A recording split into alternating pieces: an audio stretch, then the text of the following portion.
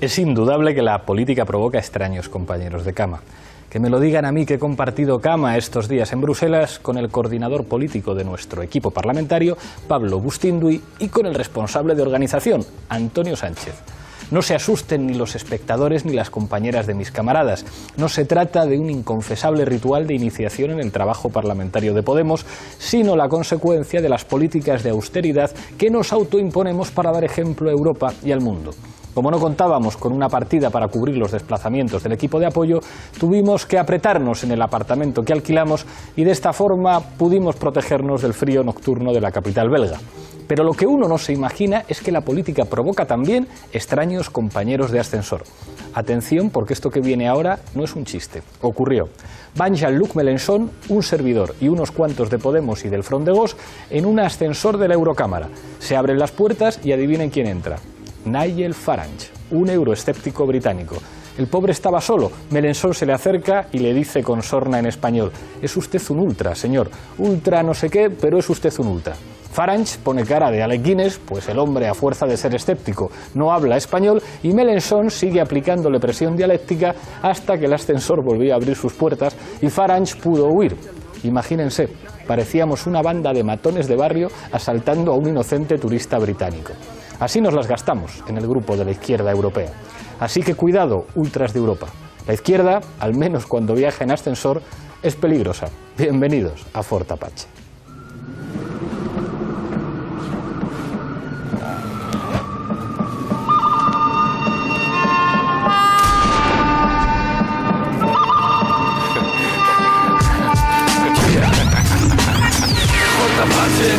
Fort Apache. Es Fort Apache.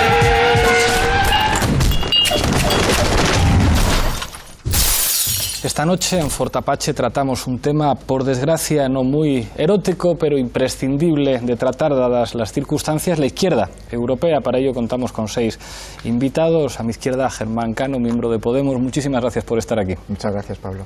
Nos acompaña también Jorge Bestringe, profesor de Ciencia Política de la Complutense. Bienvenido una vez más a Fort Apache. Encantado, tribuno de la plebe. Ahí se hace lo que se puede. Tania Sánchez, de Izquierda Unida, muchísimas gracias por estar aquí. Gracias a ti, para no ser erótico, las anécdotas que cuentan lo parecen. Trato de darle un poco de salsa a esta tertulia que presento humildemente. Manuel Santos, miembro de ANOVA, que se estrena en el programa, muchísimas gracias por acompañarnos. Buenas noches y muchas gracias por invitarme. Gracias a ti. Raúl Sánchez Cedillo, de la Fundación de los Comunes, bienvenido a Fort Apache una vez más. Gracias, Pablo. Y cierra la mesa François Galle, miembro del Partido de la Izquierda, integrado en el Front de Gauche en Francia. Muchísimas gracias por estar aquí. Gracias a ti, Pablo. Enseguida empezamos a debatir, pero antes, en el punto de mira. Las elecciones europeas se han saldado con un aumento de escaños para el Grupo Confederal de la Izquierda Unitaria, que pasa de los 35 escaños con los que contaba en 2009 en el Parlamento Europeo a los 52 de la actualidad. En Grecia, si en las elecciones europeas de 2009 Syriza recogía apenas el 4,7% de los apoyos, el pasado 25 de mayo el partido liderado por Alexis Tsipras se posicionaba como primera fuerza nacional con el 26,5% de los sufragios. En España, el éxito de la izquierda provocó una gran erosión de la tradición bipartidista. La gran sorpresa electoral fueron los 5 escaños obtenidos por Podemos. Por su parte, la coalición de los pueblos deciden, integrada por Bildu y BNG, obtenía un escaño e Izquierda Plural crecía en 1 millón de votos respecto a 2009. En Irlanda, el Sinn Féin obtenía el 20% de los votos defendiendo un programa abiertamente antiausteridad. Por otro lado, los escaños ocupados por las fuerzas de izquierdas han retrocedido levemente en Francia, Alemania y Portugal. Esta noche en Fort Apache analizamos las perspectivas de la izquierda europea.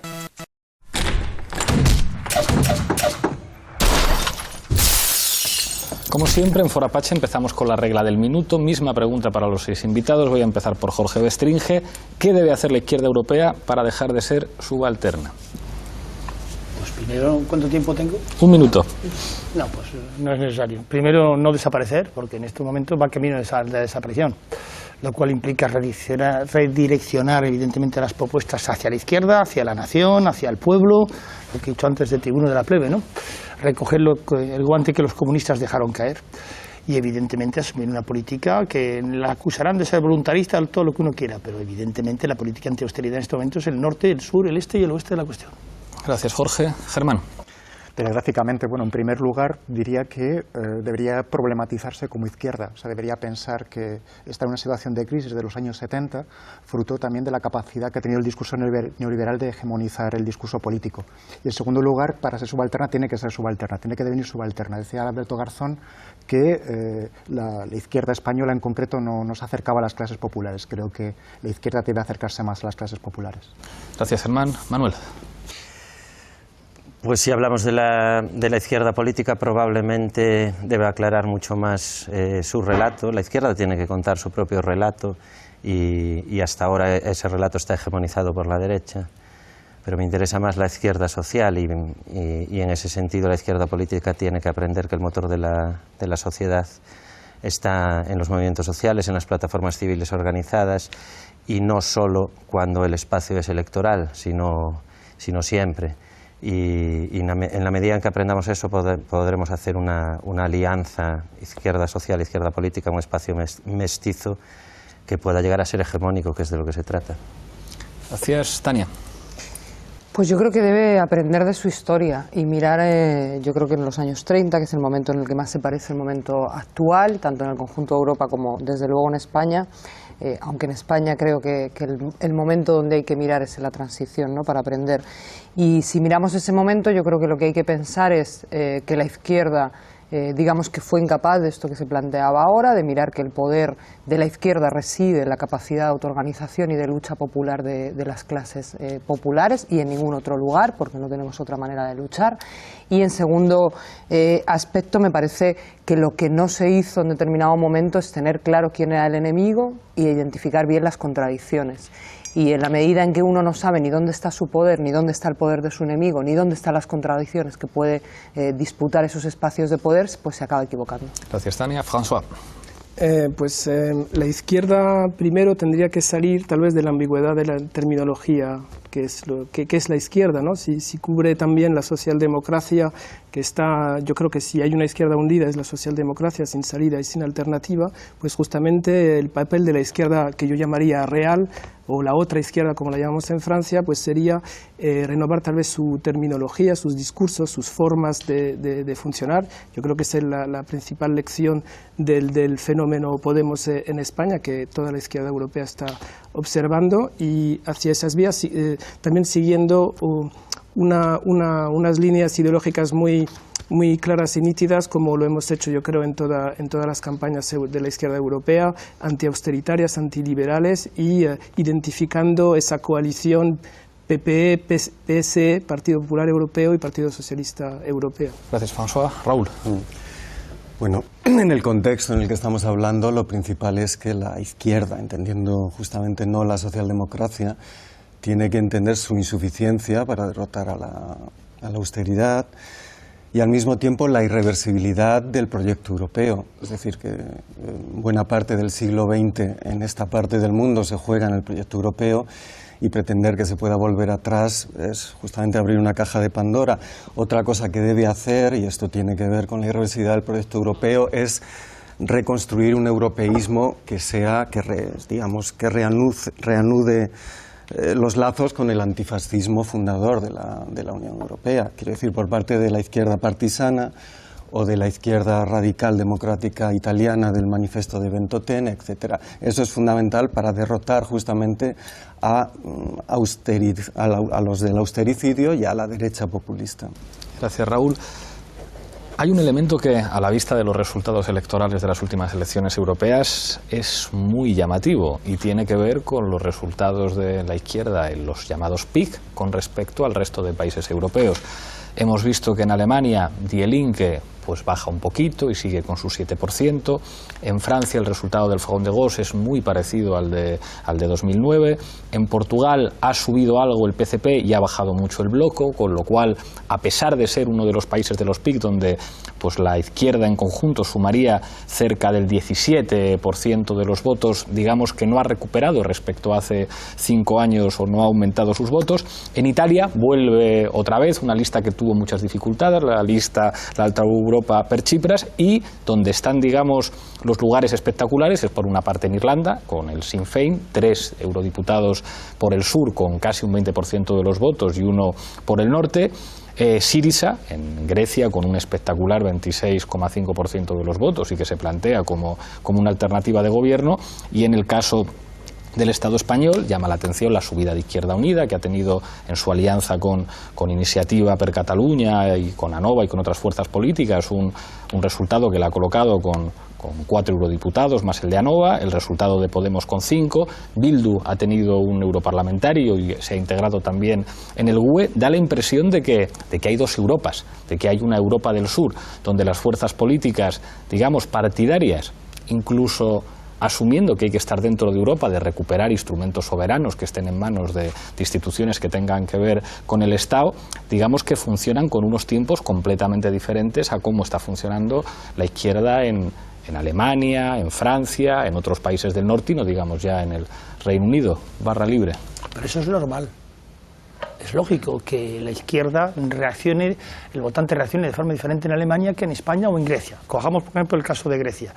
Una parte del éxito de Syriza yo creo que procede también del hecho de que allí hay un partido neonazi, clarísimamente neonazi, vamos, y que constituye una amenaza. Yo creo que el antifascismo es una forma de movilización. Pero evidentemente la gran cuestión es la austeridad. Y una cosa que yo quería decir, que ha dicho François, hay que empezar a decir claramente quién es izquierda y quién no, y que no se le caiga la baba a los recién electos, ¿verdad?, por aquello de no, hay que llegar a un acuerdo con los socialistas. Los socialistas hace un montón de tiempo que no son de izquierdas. Yo todavía me acuerdo de mi padrastro, que era comunista, que yo considero mi padre, que me decía, el pobre, me decía, solamente una vez pude votar Partido Comunista, todas las demás veces voté social traidores por voto útil. La historia del Partido Socialista, al menos en Francia, yo en España la conozco menos, ha sido la historia de una traición permanente de la clase obrera, pero de siempre. Y yo creo que lo que él ha dicho es verdad. Primero empezar por definir quién es de izquierda y quién no. Es que soy Rubalcaba de izquierda, es que me meo de la risa aquí, perdón por la expresión. Raúl. Sí, vamos, es una hipótesis, pero creo que está corroborada por los resultados del 25 de mayo, es que frente a un poco al conventional wisdom de que el europeísmo no es popular, es decir, no genera buenos resultados electorales, mientras que el populismo neo-soberano, neo-nacionalista sí, creo que eso es válido allí en situaciones donde no hay movimientos, digamos, desde abajo, donde no se ha producido un 15M, donde no se ha producido una plaza sintagma, mientras que Tsipras, Podemos y la misma Izquierda Unida, que yo creo que han mantenido, en el caso de Tsipras obviamente, un perfil no europeísta, sino de que hay que luchar dentro y contra, y Podemos ha mantenido una actitud bastante prudente, a mi modo de ver. Izquierda Unida, al menos el candidato Meyer, ha apostado por dar la batalla en Europa, en las instituciones europeas. Creo que demuestra que hay, por así decirlo, una síntesis entre movimientos que, como desde el 15M, son capaces de tomar en sus manos la política, de extender las luchas a Europa, de ver que sin contrapoderes desde abajo no se hace nada, y nuevas formaciones políticas que son capaces de interpretar eso. Es decir, que luchemos dentro de Europa, luchemos dentro del sistema euro, ataquemos en términos democráticos y soberanos al Banco Central también, siempre que haya un respaldo, por así decirlo, de movimientos y de contrapoderes, es una fórmula que puede derrotar tanto a la socialdemocracia, que ha utilizado el europeísmo contra los movimientos y contra la izquierda, como obviamente al populismo y a la extrema derecha, sin entrar en ese terreno neonacionalista o neosoberano, que a mi modo de ver, pues lo de la copia y el original se cumple siempre. Germán, Manuel y Tania. Sí, bueno, volviendo a la pregunta inicial, es significativo que, digamos, el escenario se haya dicotomizado en los países del sur frente a los países del norte, como si esto fuera una lección a extraer para la izquierda. Quizá para pensar el futuro de la izquierda debemos pensar en esta brújula, ¿no? Si esta repartición del escenario entre los países del sur y los países del norte quiere decir algo para nosotros, ¿no? Para el futuro y para la reconstrucción de la izquierda. Y en relación con lo que decía Raúl, es cierto que digamos, la matriz antifascista ha recorrido el origen de la construcción europea, pero tanto Syriza como Podemos digamos, no han utilizado un discurso un discurso europeísta de forma explícita. O sea, creo que otra forma de combatir el fascismo es combatir el fascismo desde un cierto discurso de nación, un cierto discurso que pueda apelar al concepto de patria sin involuciones o sin regresiones ideológicas, ¿no? O sea, creo que es significativo que tanto en Grecia como en España la interpelación no ha sido europeísta. No ha sido europeísta. No estoy de acuerdo en Grecia, no estoy de acuerdo. Ahora vemos, ahora te doy la palabra y esto es un tema interesante. Manuel. Sí. Yo creo que tenían razón ahí a decir, a ver, los resultados en los PIC son aceptables, no son volcanes electorales. Salvo en Grecia. Salvo en Grecia, efectivamente, y porque Irlanda se esperaba un poco más, además, tampoco. En el Estado español sí se produce, aunque más fragmentado, pero sí hay algo muy significativo, ¿no? Un bipartidismo baja de un 80% tradicional por debajo del 50%, eso no es cualquier cosa. En Portugal quizás es la única excepción. Lo que quería decir yo es que en estos países son también los tradicionalmente donde más, con las sociedades más movilizadas, y también históricamente, estos países de la periferia europea. En Portugal sí se dan incluso movilizaciones sindicales importantes, la xeración arrasca, todo eso, y bueno, la subida no es espectacular, pero tampoco tiene resultados menores, es decir, el PCP anda en 12 y pico, más el Bloco pega una bajada, pero bueno, acabamos estando en un 17%, un 18%, que bueno, no son malos resultados para la izquierda rupturista tradicionalmente. Y eso básicamente es la explicación de siempre, es centro-periferia, es norte-sur, es sociedades acomodadas, sociedades más agredidas por las políticas de la Troika, sociedades históricamente más movilizadas. Y bueno, pero hace 5 años eso no estaba claro. Hace 5 años Izquierda Unida tenía un europarlamentario y Die Linke tenía 8. Y era Alemania. Era 2009. Claro, es que, pero seguía estando la cosa peor en España que en Alemania. Tania. Sí, yo algunas cosas de las que no comparto, de las que ha dicho sobre todo Raúl. Para empezar, esa idea de irreversibilidad, ¿no? Yo creo que no hay fenómenos irreversibles en ninguno de los casos, ¿no? Y creo que si uno mira la historia, pues ha habido momentos de procesos globalizadores más potentes que los actuales que luego se han revertido y han vuelto a situaciones de Estado-nación. Por tanto, que los elementos cambien o no cambien en el curso de la historia tiene que ver con las luchas de poder y las luchas sociales que se producen. Por tanto, cuidado con partir, porque me parece que es una posición de derrota, asumir que no hay irreversibilidad al proyecto europeo o a este proyecto europeo. Yo creo que todo es irreversible en tanto en cuanto se redefine sobre todo los sujetos sociales que quieren ser protagonistas de los proyectos de futuro, ¿no? Y creo que esa es la clave con la que hay que analizar las ideas y las diferentes realidades. Creo que hay una escenificación o una participación muy clara de determinadas identidades subjetivas en torno a cuando se es centro y cuando se es periferia, y creo que eso ha funcionado en Alemania, en una idea de nosotros somos un centro potente que defendemos los intereses de nuestro pueblo, machacando al sur y defendiendo una Europa en la que somos los poderosos, y nos parece bien además al conjunto de los actores sociales y políticos, y en ese marco es más difícil construir una identidad subjetiva que entienda que, claro, que es que, joder, que los griegos, fíjate, pues al final la identidad territorial y la identidad vinculada a la centralidad es un tema muy potente, y creo que esto no debemos despreciarlo en ningún caso, como ha operado de la forma absolutamente contraria, ¿no? Como las identidades destruidas en un proceso de avance del neoliberalismo en las periferias se reconstruyen en torno a una idea fuerza de el pueblo frente a los poderosos o de las mayorías sociales, y ahí, bueno, pues quien ha manejado mejor esas disputas ha sido capaz de articularlas mejor, y quienes mantienen una vinculación con las identidades que no habían sido destruidas, porque queda por suerte identidad clase, identidad sindical, identidad toda una serie de cosas, mantenemos un voto más tradicional, y hay que ver eso cómo se articula para que unas identidades no expulsen a otra. Y lo que tiene que ver con los movimientos, para mí justifica mucho más el avance o no avance de los movimientos nazis en función, o de los movimientos de extrema derecha en función de las realidades territoriales. Creo que en España no hay ese avance, no porque el Partido Popular integra a todo el mundo,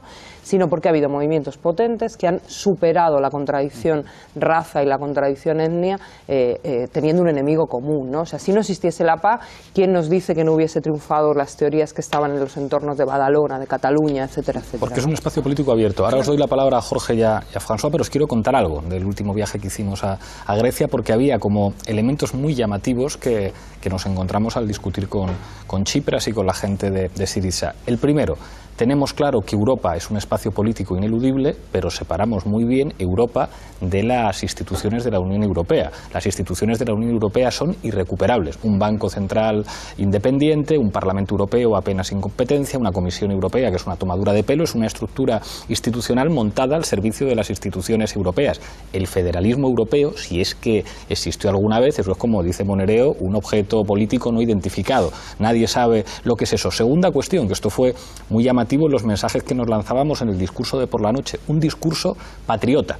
Es decir, que además estaba encantado de que Tsipras me dijera, mira cómo lo está diciendo el español y lo voy a decir yo también, y nos contábamos que ambos habíamos recibido críticas de la izquierda de nuestros respectivos países. Hay una parte de la izquierda que no es relevante en términos de votos, que no sería capaz de crear un discurso que generara votos, que se encuentra muy incómoda con un discurso que diga aquí reivindicamos que no queremos ser una colonia, queremos a nuestro país, están vendiendo la soberanía de nuestro país, pero electoralmente eso funciona muy bien, y Tsipras lo tenía perfectamente claro. Y el siguiente elemento, que también estábamos de acuerdo, es el espacio político es un espacio político abierto. En Grecia, Syriza no ha pasado del 16 al 26% de los votos porque los griegos hayan hecho de izquierdas en un mes, sino porque han entendido que Syriza, independientemente de que se llame coalición de izquierda radical, es la fuerza política que representa el cambio. Y esa posibilidad de cambio es un magma político complejo en el que pelean todos, en el que pelea Beppe Grillo en Italia, en el que pelea el Frente Nacional en Francia y en el que pueden entrar actores políticos en cualquier momento, porque hay una situación que ha redefinido ese escenario en el que, claro, en el que todo el mundo pensaba, no, esto es muy sencillo, aquí está la izquierda, aquí está la derecha, tú quieres hacer política para cambiar las cosas, a pelearte con la socialdemocracia colocándote a su izquierda. Eso, por lo menos en el sur de Europa, se está redefiniendo, y a nosotros nos llamó mucho la atención ir a Grecia a reunirnos con una gente que tiene una tradición de izquierda muy concreta, pero que no tenía nada que ver con otro tipo de izquierdas europeas. Por eso nuestra fascinación de trabajar en Europa con Syriza, porque han entendido perfectamente que la clave del cambio político es construir una mayoría política que no tiene que ver necesariamente con elementos identitarios. Jorge y después François.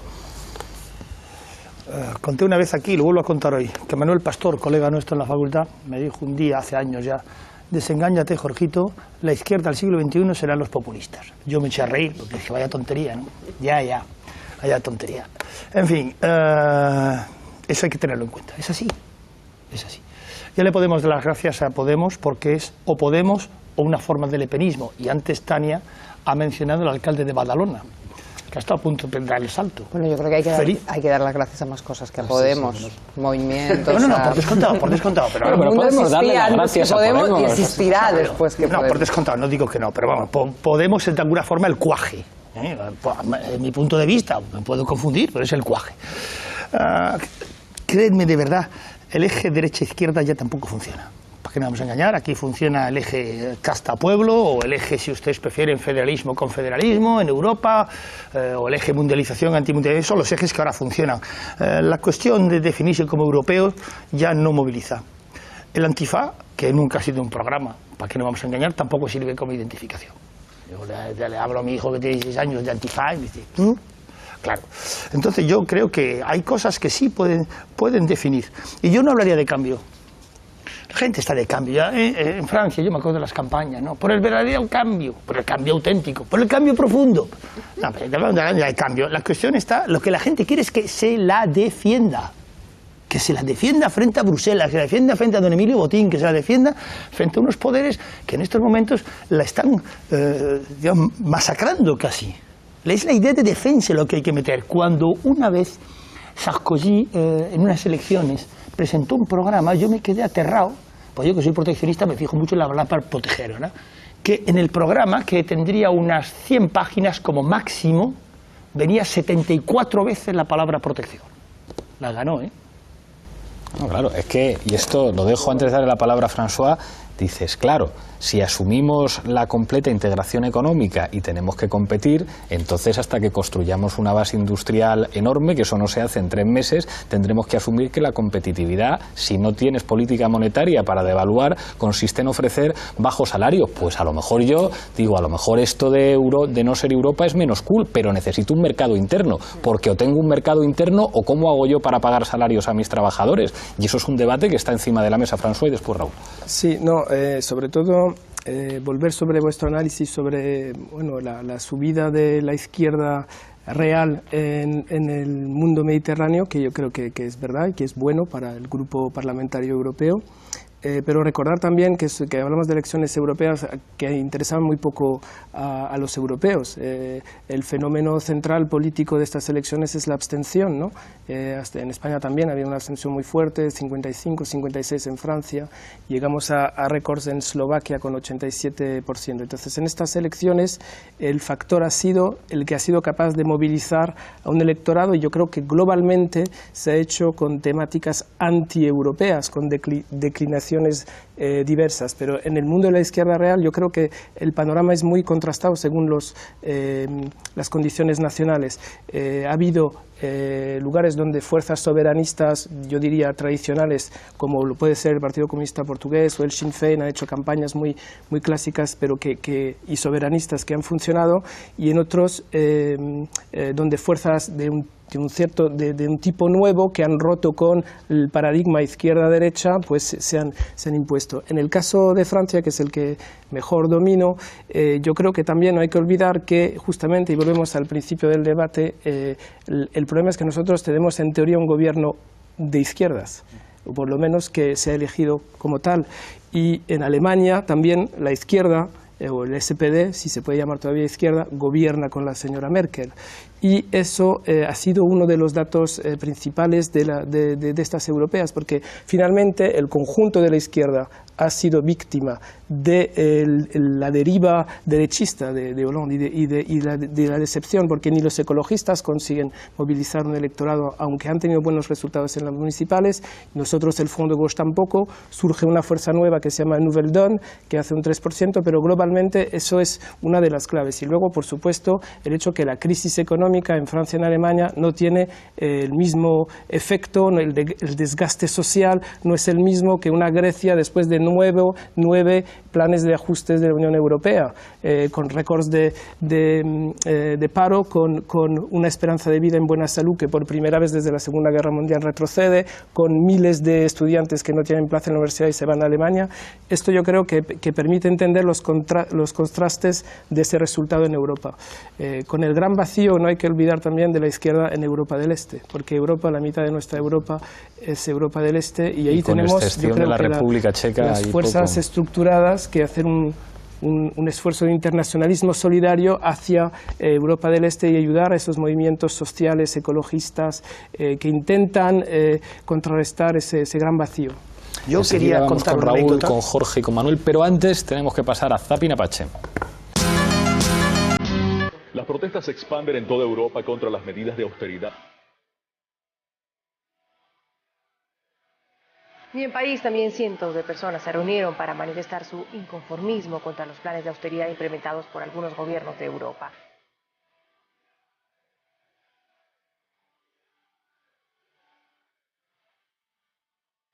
Día de protestas en toda Europa contra las medidas de austeridad.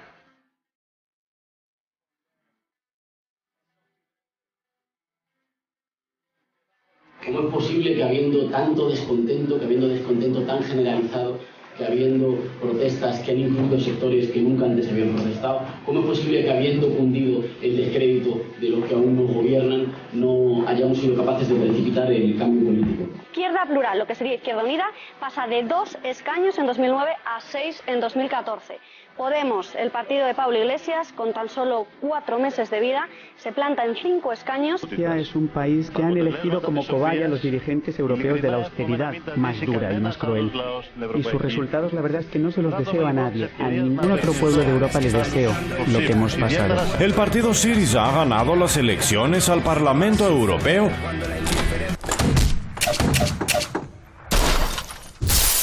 Raúl. No, sobre la cuestión de la irreversibilidad, Tania,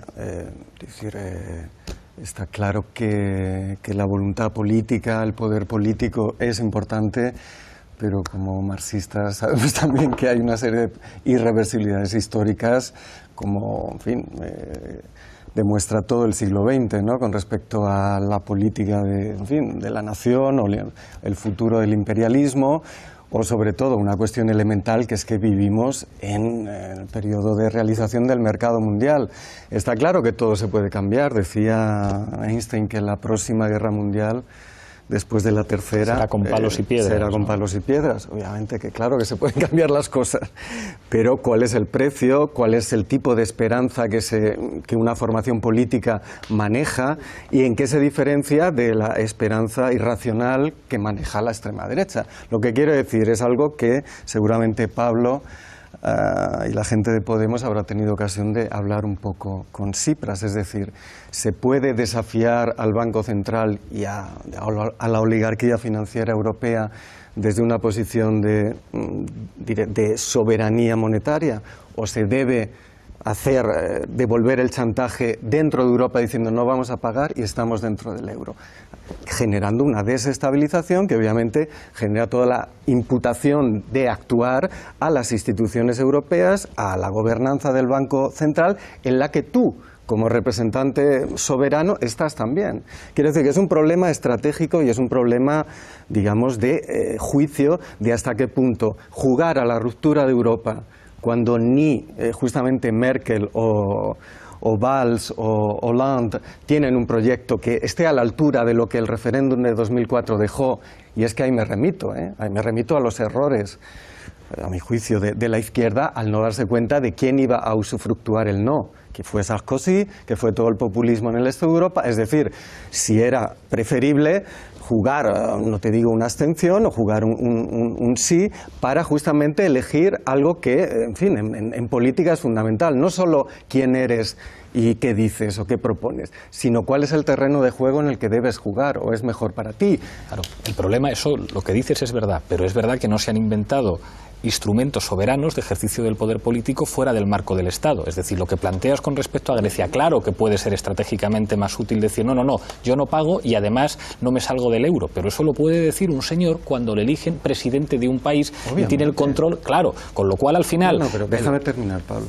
O sea, la idea no es contraponer, obviamente, digamos, una aceptación del statu quo europeo. No, la idea es concebir que Europa ahora mismo, en sus tendencias regresivas hacia la dictadura, hacia la disgregación, tenemos Ucrania, tenemos al mismo tiempo Ceuta y Melilla, Lampedusa, como vergüenza para todos los representantes, incluidos los del Parlamento, ¿no?, como algo que debe espolear un tipo de reacción. Pues bien, tenemos que concebir Europa como un sistema de contrapoderes, es decir, nadie, ni una superasamblea soberana, ni una mayoría de izquierda no sé, en 20 de los 27 va a transformar la situación, sino que tendremos un gobierno popular, llamémoslo, o anti-oligárquico en España eventualmente, en Grecia tendremos, espero, movimientos por fin explosivos en Francia que obliguen a un cambio de curso.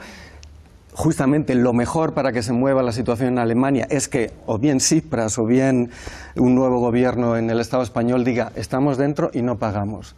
Y eso obviamente la seguridad del Bundesbank o de las reservas de deuda alemana va a ser un factor de desestabilización tan fuerte como un 15M. Quiero decir, pero en un terreno ya directamente financiero. Hay que jugar esa carta. Ensimismarnos con la omnipotencia de la soberanía me parece que es un autoengaño. La soberanía es, como tú dices, fundamental, porque solo así Tsipras puede ir o vosotros en Podemos podéis ir a... Pero hay que tener en cuenta que lo que hay que construir es unos contrapoderes para una fase que deberá ser de ruptura de la actual gobernanza. Y eso pasará en el Parlamento, pasará en el Consejo Intergubernamental y pasará también en la propia Comisión.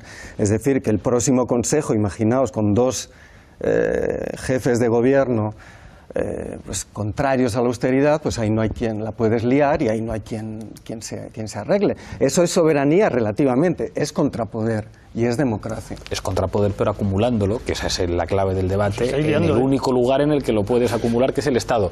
Jorge, os estáis liando. Tania, Manuel. Mira que yo te quiero mucho y mi mujer también, por cierto. Pero vamos a ver. Comparemos lo que lo que acabas de soltar. Sobre todo mi mujer. Con la propuesta, sin duda. No, yo también. Pero vamos, sin asesor. Menos mal que se estaban liando. Sigamos. Comparemos el discurso que acabas de tener, que lo dices además muy bien, con las propuestas de Marine Le Pen.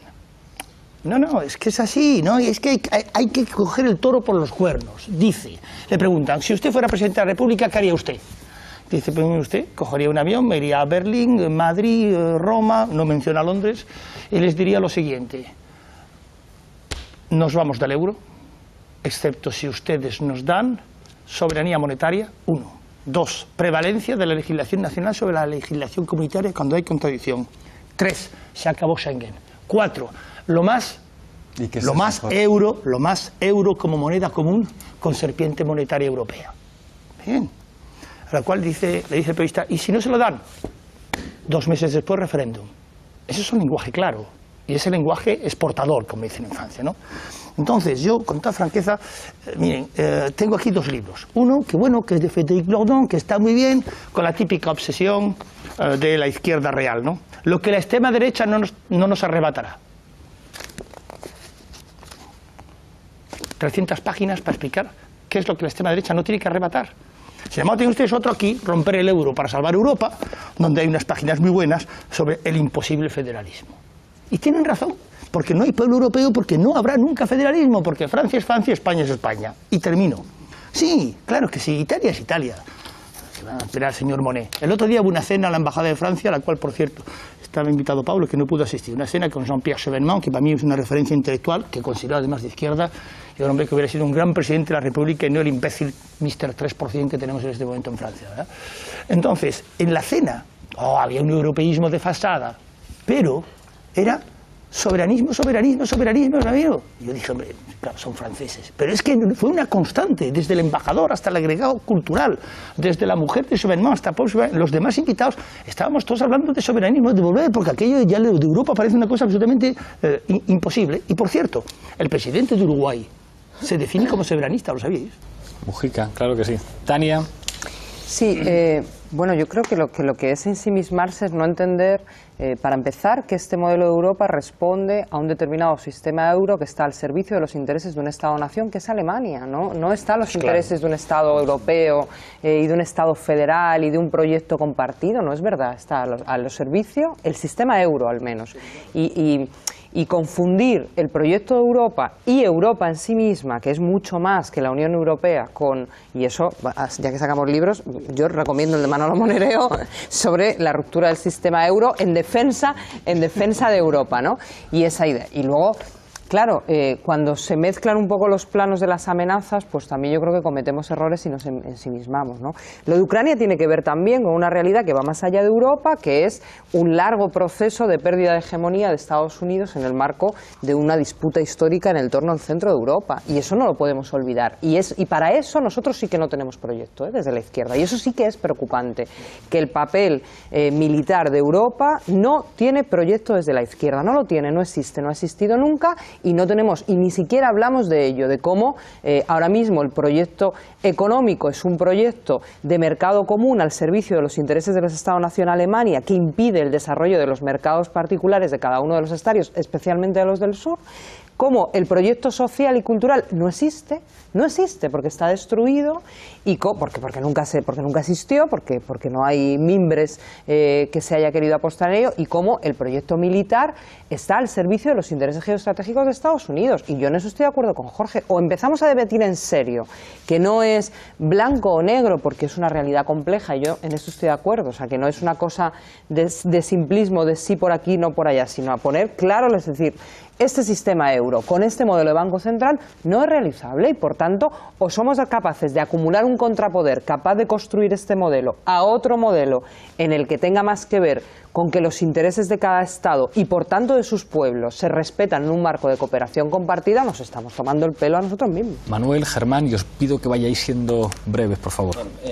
El campo de juego es Europa, especialmente para nosotros, para nosotros y para muchos otros países, porque es una entidad supraestatal que nos gobierna, desde, como dices tú, desde Alemania, con actitudes incluso de gobierno criminal, ¿no? Escribí hace estos días Boaventura de Sousa Santos que Alemania era la gran responsable del ascenso de todos estos partidos de la ultraderecha en toda Europa.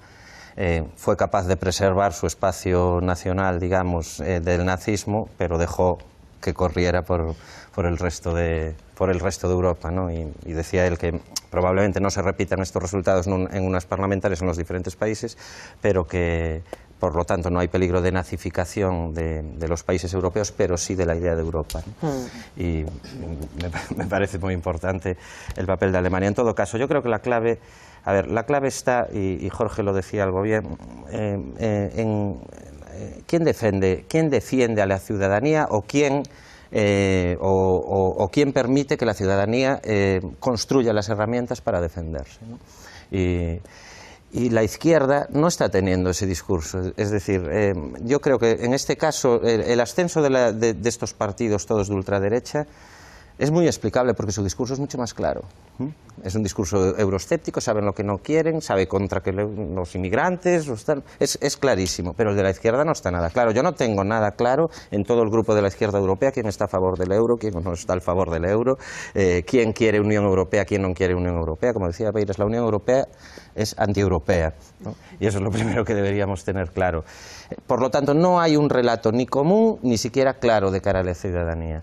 Y ese relato tiene que ser claro. A la ciudadanía hay que explicarle, mira, aquí lo que están haciendo es lo mismo que hicieron en los 80 y los 90 en los países del sur. Hay unos señores que se llaman FMI y de aquella, en vez de Banco Central Europeo, pues era el Banco Mundial, que nos extorsionaba con la deuda y nos sigue extorsionando con la deuda. Y de repente una serie de países quieren recuperar su soberanía con procesos populares muy potentes, con base popular, con movimientos populares muy potentes.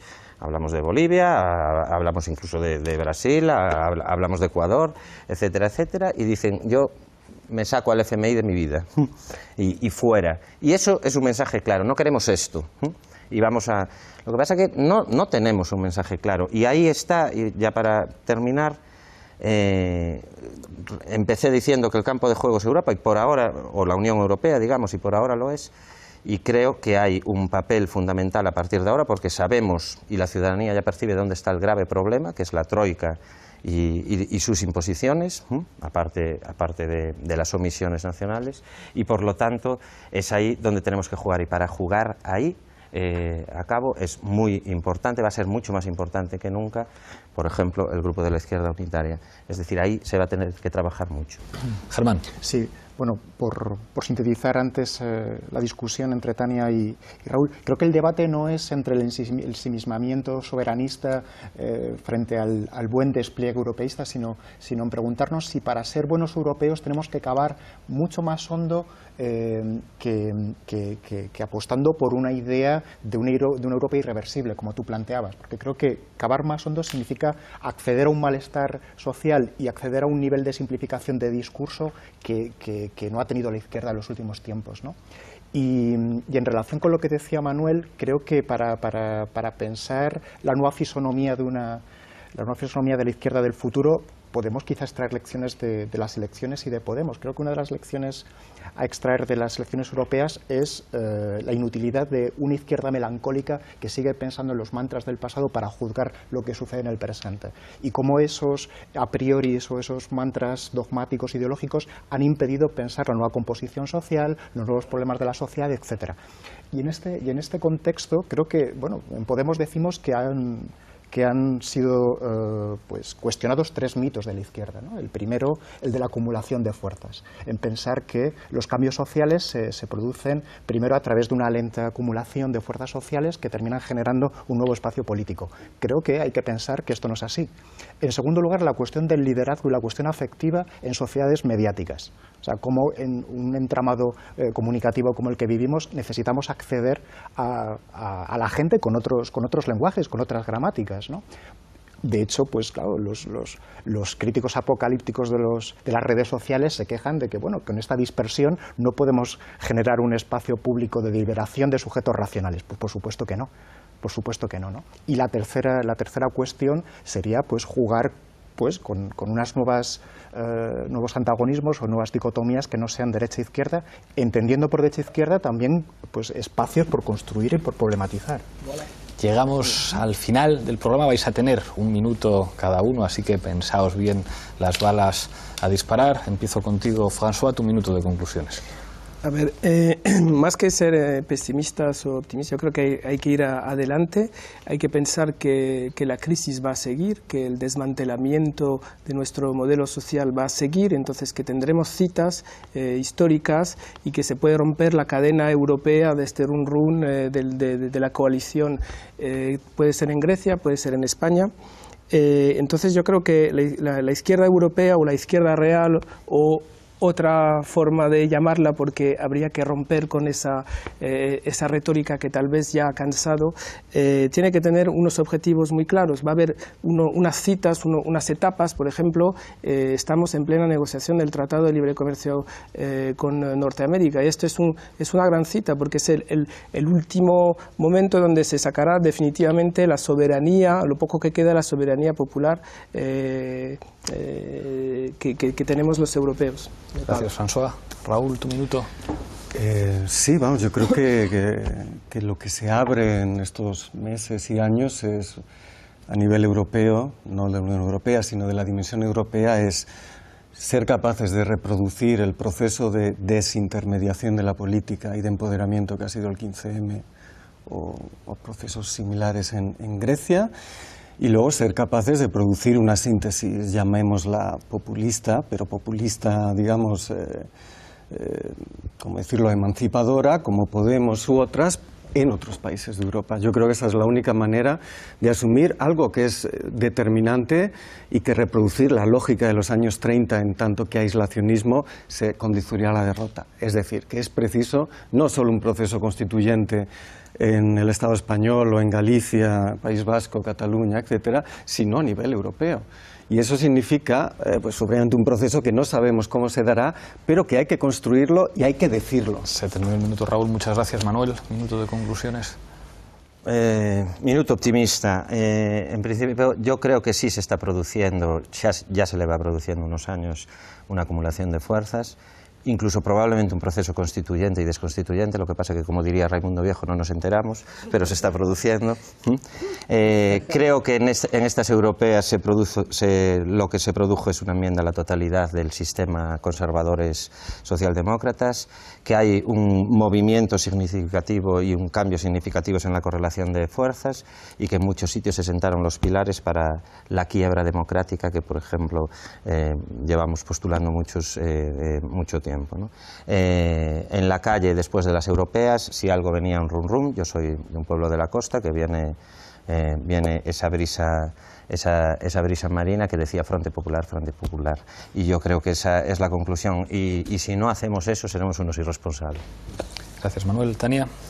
Sí, yo creo que entre el aislacionismo de vuelta a los años 30 de la autarquía de los países y la globalización imparable que nos arrastra a todos y que es imposible de salirse de su marco, hay un escenario mucho más racional, que es en el que pensar que, al igual que lo han hecho en otros países, en otros lugares, es posible reconstruir espacios de soberanía popular para garantizar el bienestar colectivo de del conjunto de los pueblos de Europa por separado, y espacios de cooperación oposición que sean capaces de evitar seguir al servicio de intereses extranjeros. Y eso es innegable que pasa por la acumulación de poder, que yo creo que no es el salto definitivo, o sea, que no viene automáticamente, pero sin poder popular creo que no es posible el salto electoral que sea efectivo, y por otro lado tiene que darse en el marco de los Estados nacionales. Eso no significa que, como se decía, no haya una apuesta por una estrategia compartida que dirija a un objetivo común, pero si tú no tienes la soberanía y el poder en tu país, no lo vas a hacer. Gracias, Tania. Jorge, tu minuto. Bueno, yo estoy de acuerdo con Tania en el planteamiento que ella hace de la relación entre Alemania y Europa, pero voy un poco más allá. Es también la apuesta de los pueblos europeos al servicio de una cosa que se llamó ordoliberalismo. Vale. Que el ordoliberalismo pues, es una forma de fascismo con careta. Y yo, que he sido fascista, el único aquí creo, pues claro, los detecto con una gran rapidez, para que no vamos a engañar, ¿no? Y en un librito mío, que escribí hace un montón de tiempo sobre proteccionismo y economía de gran espacio, me dediqué a, como dicen en Francia, destricotear ¿qué influencia había tenido el fascismo en la constitución del mercado común? Abrumadora. O sea, la CECA, el mercado común, hasta la PAC. Los principales ideólogos eran gente del partido nazi alemán. Pero clarísimamente, pero con los nombres y los apellidos, el señor que era el responsable ante Hitler de no sé qué, luego estaba en la comisión que montó la CECA. Hombre, por favor. Entonces, con toda franqueza, y esto lo vio, el primero que lo vio fue Ernesto Mandel, que era un gran economista, a pesar de ser trotskista, pero es un gran economista, y fue el primero que lo dijo, ¿verdad? Bien. Y dicho esto... Y si te acabó el tiempo, lo dirás... solamente una frase de Lewis Carroll. Gracias. Sobre soberanismo. El mero hecho de negarse a evocar públicamente una hipótesis demuestra hasta qué punto se piensa en ella. Gracias, Jorge. Germán, tu minuto. Bueno, simplemente no, porque me ha gustado esta referencia al ordoliberalismo. Un ordoliberalismo que fue capaz de seducir a la socialdemocracia. Pero pensemos, por ejemplo, a Strauss-Kahn, las cosas que dijo sobre el ordoliberalismo, ¿no? Y bueno, simplemente decir que nos esperan tiempos apasionantes y que en estos tiempos apasionantes la izquierda no está a nuestras espaldas, está delante nuestro. Es lo que queramos hacer y construir en el futuro. Inshallah. Muchísimas gracias, Germán. Muchísimas gracias a los 6. Tiempos apasionantes nos esperan y no os imagináis el vértigo que a mí me da. Seguiremos aquí la semana que viene discutiendo de lo que otros no discuten y con el estilo que otros no tienen aquí en Fort Apache. Hasta pronto.